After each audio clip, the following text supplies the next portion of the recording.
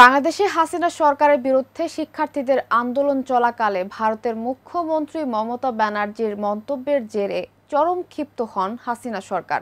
সেই আন্দোলনে শিক্ষার্থীদের এক দফা দাবিতে পদত্যাগ করে দেশ ছাড়তে বাধ্য হন হাসিনা সরকার।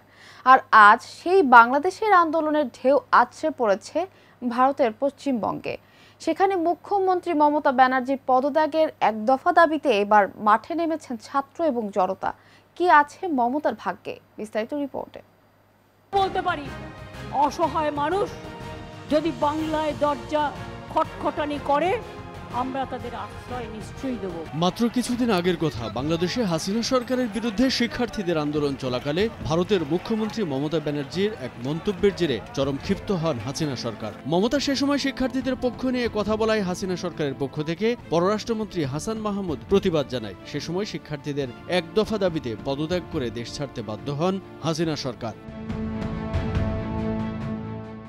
আর আজ সেই বাংলাদেশের আন্দোলনের ঢেউ আশ্রয় পড়েছে ভারতের পশ্চিমবঙ্গে। সেখানে মুখ্যমন্ত্রী মমতা ব্যানার্জির পদত্যাগের এক দফা দাবিতে এবার মাঠে নেমেছেন নারী, পুরুষ, ছাত্র এবং সাধারণ জনতা। কলকাতার আরজিকর হাসপাতালে নারী চিকিৎসককে ধর্ষণ ও হত্যার প্রতিবাদে মাঠে নামা মানুষ এই দাবি তুলেছেন। তারা গোটা রাজ্য স্তব্ধ করার ডাক দিয়েছেন।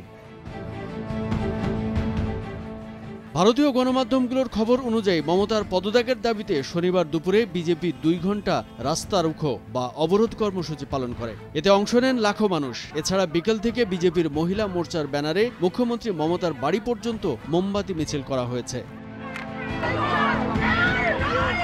অন্যদিকে আরজিকর কাণ্ডের প্রতিবাদে socialist unity centre of India সকাল থেকে 12 ঘন্টার বাংলা বন্ধে স্তব্ধ থাকে পশ্চিমবঙ্গ। এর সঙ্গে কণ্ঠ মিলিয়ে বিরোধী নেতা শুভেন্দু অধিকারী আওয়াজ তোলেন, দফা 1 দাবি 1, মমতার পদত্যাগ। খবরে বলা হয়, এমন আন্দোলন কখনো প্রত্যক্ষ করেনি মমতা ব্যানার্জি। তারপরও তিনি আগের দিন মন্তব্য করেন, আমাদের বাংলায় ধর্মঘট হয় না, কারণ আমাদের ধর্মঘট বন্ধ করা আছে। যে ধর্মঘটে অংশ নেবে সে নিজেরটা নিজে বুঝে নেবে, কিন্তু আমি সবাইকে আবেদন করব সব খোলা রাখতে। আরজিকরে তরুণী চিকিৎসক ধর্ষণ ও খুনের ঘটনায় পুরো উত্তাল রাজ্য।